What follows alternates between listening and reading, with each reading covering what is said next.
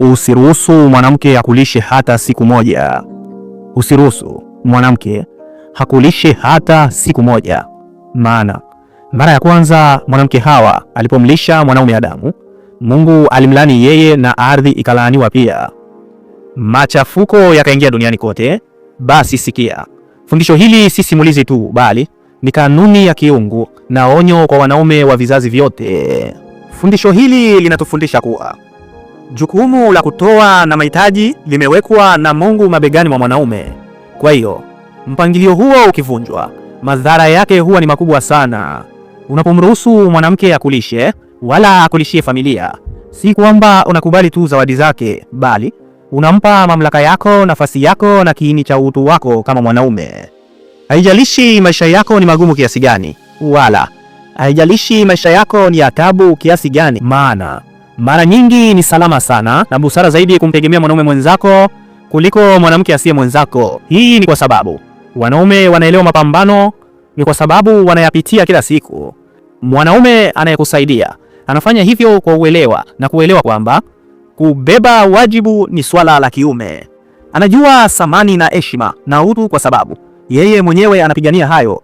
Kwa upande mwingine, wanawake kwa asili yao hawakuumbwa kubeba jukumu la utoaji kama msingi. Mara nyingi wanapotoa huja na matarajio, masharti au madai ya baadaye. Ukarimu wao unaweza kuonekana hauna madhara, lakini unaweza kuwa silaha ya kimya kimya inayotumika baadaye kukukumbusha ama kuhukumu udhaifu wako au kudhibiti maamuzi yako. Brother, kutoa kwao mimi huwa nakufananisha na zawadi za Kigiriki. Je, unazijua zawadi za Kigiriki? Wagiriki wakikupa huwa wanafanya nini? Sikia, wanachotoa kwa mkono wa kulia wa Giriki wanaweza kukichukua kwa mkono wa kushoto. Inaweza kuonekana kama baraka kwao, lakini baadaye ikawa mtego unaokufungia maisha yako. Ina maana ya kwamba mwanamke anapoanza kukulisha, unapoteza zaidi ya pesa au chakula. Unapoteza taji lako, unapoteza kiti chako cha enzi, unapoteza pia utambulisho wako kama mwanaume. Taji la mwanaume ni mamlaka yake brother, na kiti chake cha enzi ni nafasi yake ya uongozi katika familia na jamii. Wakati unaporuhusu mwanamke akuchukulie poa ama achukue jukumu la utoaji, unabadilisha hazina hizo na thamani kwa faraja ya muda mfupi. Jua ya kwamba hata mke wako uliye naye kwa sasa hawezi kubeba mzigo wa utoaji bila kupoteza amani yake, heshima yake kwako na uwezo wake wa kubaki katika mpangilio asili wa mahusiano. Mwanamke anayetoa kwa mwanaume hawezi kudumisha maelewano ya kawaida ya ndoa kwa sababu inakwenda kinyume na mpangilio wa uumbaji. Mwanamke hakuumbwa kuwa kichwa au mtoa mahitaji makuu. Jukumu lake ni kukusaidia na kulea kile unachojenga. Sikiliza kwa makini. Na kulea kile unachojenga, sio kukujengea wewe. Usiwete macho yako kwake wala usiwete matarajio yako kwenye pesa zake. Haijalishi inaonekana inavutia kiasi gani ama ni nyingi kiasi gani. Mwanamke akitaka kukusaidia, mwambie akukope, kisha jiandae kwa kuzirudisha mapema sana. Mwanamke anayemlisha mwanaume atamkumbusha hilo moja kwa moja au kwa njia isiyo ya moja kwa moja, ila atakukumbusha tu. Hana uwezo wa kutoa na kusahau ovyo bila kuathiri mtazamo wake wala kuathiri unavyozani wewe. Akiamua kukusaidia, iwe kwa hiari yake kabisa bila kushinikizwa na wewe. Na hata hivyo, ipokee kwa athari kubwa na makini na iwe kipaumbele kulipa au kurudisha kwa namna fulani. Mwanaume anayemtegemea mwanamke kwa utoaji hupoteza heshima yake brother, na bila heshima upendo hakuna wala hauwezi kuwa na ustawi huo. Mruhusu ajijengee mwenyewe akitaka kukujengea. Mruhusu akuwe na afanikiwe katika maisha yake, sio maisha yako. Huku wewe ukisimama kama nguzo au ukisimama kama mtoaji na mwongozi mkuu. Yaani hakikisha ubaki msingi wa heshima na maelewano katika mahusiano yenu, yote yabaki kuwa anasimamiwa na wewe tu. Baadhi yenu nyie wanaume mtanipinga na kuniita mjinga, sawa. Baadhi yenu nyie wanaume mtasema katika dunia ya leo ya kisasa mwanamke anapaswa kuchangia na kuwekeza kifedha katika maisha ya mwanaume, sawa. Lakini mkisema kwa juu, hoja hiyo inaweza kuonekana ya kimantiki sana, lakini inaweza kuwa mtego hatari pindi unapokubali utoaji wake kama tegemezi. Baadhi ya nyinyi wanaume hamna akili kabisa ya kudhani kuwa mwanamke anapotoa basi moyo wake unafikiri kama wewe. Moyo wa mwanamke unafikiri kama mashini brother. Unaweza ukasaga na ukaharibika bila sababu. Hapa ni unauza kiti chako cha enzi, unatoa heshima yako na kuathiri utambulisho wako kama mwanaume. na ndio maana mheshimiki kabisa. Mwanamke anayemwekezea kifedha mwanaume mara nyingi huanza kumuona kama tegemezi badala ya kiongozi. Yaani fikiria, kwenye nyumba yako unaonekana kama tegemezi, yaani muda wote unaweza kufukuzwa, ila kwenye nyumba yako, na ndio maana mnalala kwa majirani zenu sana nyie.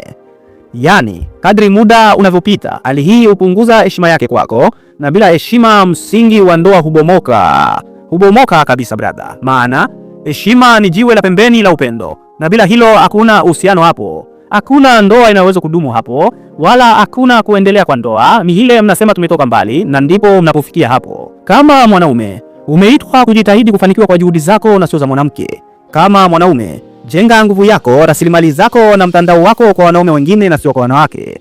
Kama mwanaume jizungushie washauri, jizungushie ndugu zako, jizungushie ndugu na washiriki wanaoeleweka kwa uzito wa ajabu sana na uwajibikaji, wanaoweza kukusaidia wakati wa shida, wanaume na sio wanawake. Mahusiano yenye mwanaume wa aina hii ni ya kuaminika zaidi kuliko utegemezi kwa mwanamke brother. Wanaume wameumbwa kuimarishana, kubeba mizigo na kusimama pamoja mbele ya changamoto za maisha. Mwanaume anayewategemea wanaume wenzake kwa msaada hapotezi heshima yake, lakini anayewategemea wanawake huipoteza kabisa. Familia unayoijenga inapaswa kusimama juu ya msingi imara ambao ni mwanaume, na msingi huo ni wewe. Familia unayoijenga inapaswa kukutegemea kwa nguvu imara na uongozi wa mwanaume sitawi kama wewe, lakini inayotegemea utoaji wa mwanamke ni kama nyumba iliyojengwa juu ya mchanga unaosogea kila wakati. Inaweza kusimama ni kwa muda tu, lakini hatimaye itaanguka dhoruba inapokuja. Jukumu lako sasa wewe mwanaume ni nini? Jukumu lako kama mwanaume ni kuwa mtoaji wa mahitaji, mlinzi na kiongozi. Haya si majukumu tu, ni utambulisho wako. Unapoyaacha unajipoteza. Kuwa mwanaume ni kubeba uzito wa uwajibikaji, wa heshima na fahari. Simama imara kama mwanaume, ujivunie uwezo wako wa kutoa, kuongoza na kulinda. Usibadilishe heshima yako kwa urahisi wa muda brother, na usikabidhi mamlaka yako kwa suluhisho la haraka. Gharama ya maamuzi hayo ni kubwa sana bro, na utailipia. Ongoza kwa heshima, toa kwa nguvu, na linda taji lako kama mwanaume, ili wewe na familia yako unayoijenga muweze kusitawi bila kuyumbishwa. Kumbuka hili, unapomruhusu mwanamke akulishe, si tu kwamba unakubali zawadi yake, lakini unajihudhuru kwenye jukumu lako kama mwanaume. Unatoa mamlaka ambayo Mungu aliweka mabegani mwako na kujikaribishia vurugu katika maisha yako. Usiruhusu magumu ya muda ya kupofushe, usizione kanuni za kudumu za maisha. Fanya kazi kwa bidii, jenga mahusiano na wanaume wanaoweza kukuinua, na amini katika uwezo wako wa kulinda changamoto. Nguvu yako, heshima yako na utambulisho wako kama mwanaume vina thamani kubwa kuliko faraja yoyote ya muda kutoka kwa wanawake. Linda heshima yako ya kutokulishwa na mwanamke kwa gharama yoyote. Tumia hekima tu, utafanikiwa sana. Jua ukweli na ukweli utakuweka huru. Unavyozidi kujua ya kweli, unajua ya Mungu zaidi. Mission ya AEJS Speaker ni kukufanya uache kuitwa trash na uanze kuitwa man.